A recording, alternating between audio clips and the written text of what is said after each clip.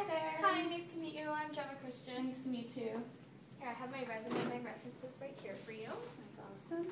Okay, so just to start off, tell me a little bit about yourself. Well, I am a event management graduate from the Art Institute of Vancouver, currently living in Vancouver. And I have a vast experience in the event industry. I've done everything from corporate to nonprofit. I've done a lot of volunteering in the past few years. And I've just fallen in love with this industry, and I'm really excited to pursue it now. Awesome. So what would you consider your strengths and weaknesses to be? My strengths, I like to think on my feet. I'm very much a logistical person in that sense. I always have backup plan upon backup plan, which definitely helps in this industry that's always changing. I am very much a people-oriented person, and I love client relations. So I think that definitely helps with the events, because it's all about the client ultimately. They're your main stakeholder, and you really want to make sure that they're happy at the end of the day. And a weakness of mine, I like everything to be done as timely as possible. So sometimes, my work takes over my entire life, but it's something that I love, so I'm more than willing to do that. Awesome. So would you be able to describe a difficult situation you've encountered and how you handled it? Yeah, absolutely. Just recently I was working with a charity called Delete Freedom Network, and we were hosting a movie event for them. And a large part of the event was the food and beverage portion. And after discussing with the client, we actually were unaware that Delete Freedom Network, part of their organization is working with alcoholics in India. And so we had been advertising that there would be appetizers and drinks, and all of a sudden we were kind of at this point of, well, we can still do that, but we're going against what ultimately our client wants. So we just decided to pull it, and then we had martinis, and it worked perfectly. Awesome. Okay, so how would you think that you prioritize for your day? I go through first what my boss, or as I was just at the Art Institute, what my teachers need first. Following that, I look at deadlines, what's going to be done, and then after that, clients who I need to get back to, so on and so forth. Okay, so tell me about a time that you worked on a project that had deadlines. How did you deal with them? What were the outcomes of it? Yeah, absolutely. Well, as I was saying, the DFN event that I was just working on just recently, we had deadlines every week. And it was so important in our team to make sure that our workflow charts were always up to date. So we would update each other every week. Just that constant communication is so incredibly important, I think, especially in a team environment. And the events industry, you're working with so many vendors, suppliers, your client. So it's always a team effort. So I definitely think that communication, keeping up to date with your deadlines, and if someone in your team does fall behind on a deadline, making a new action plan to get that done as soon as possible. Okay, so going back to the team effectiveness, can you describe a situation where you're a member of the team and a conflict occurred? How did you kind of handle this? Yeah, absolutely.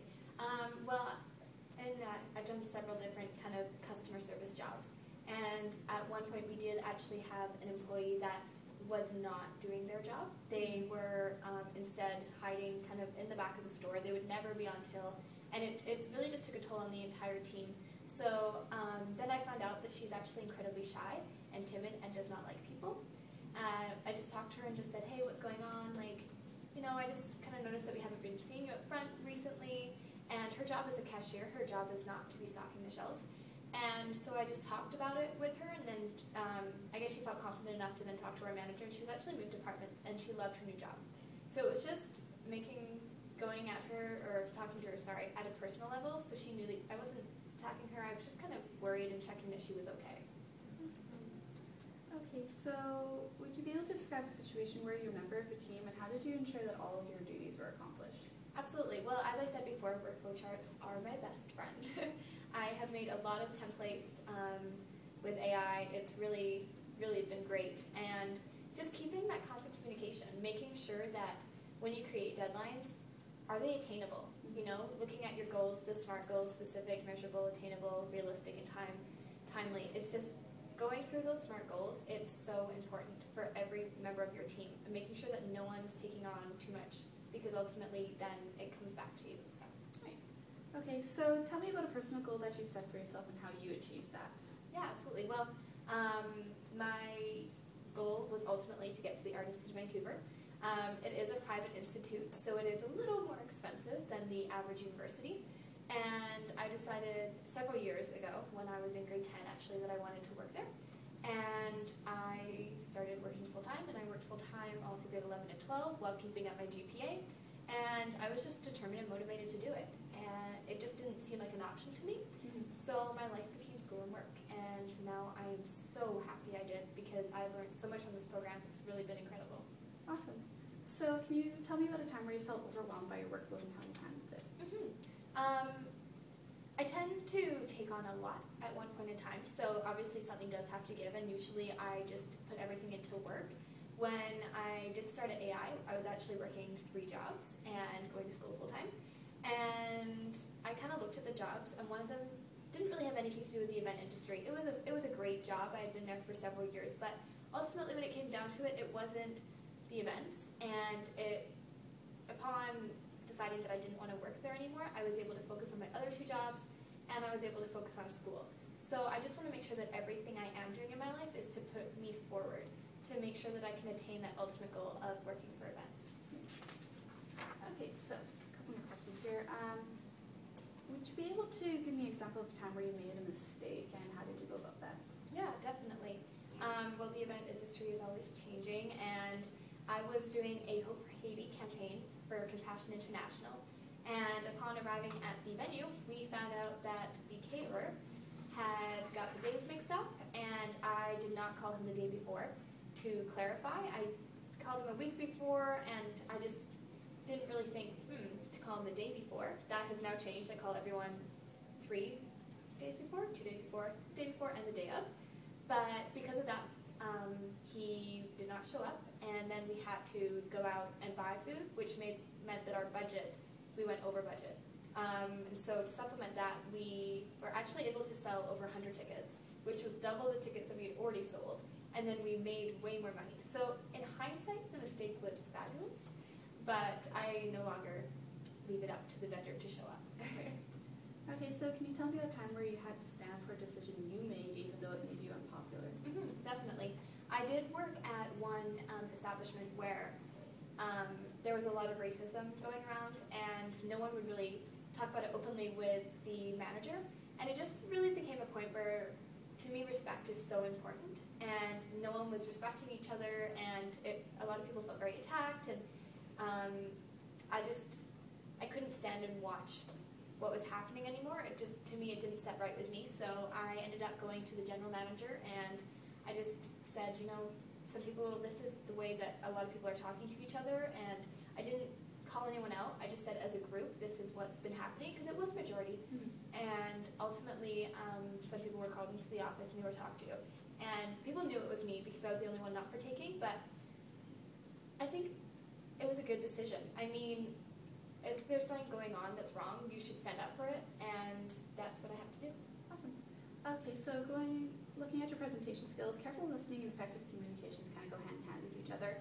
Can you tell me about a time where your ability to listen helped you communicate better? Yeah, definitely.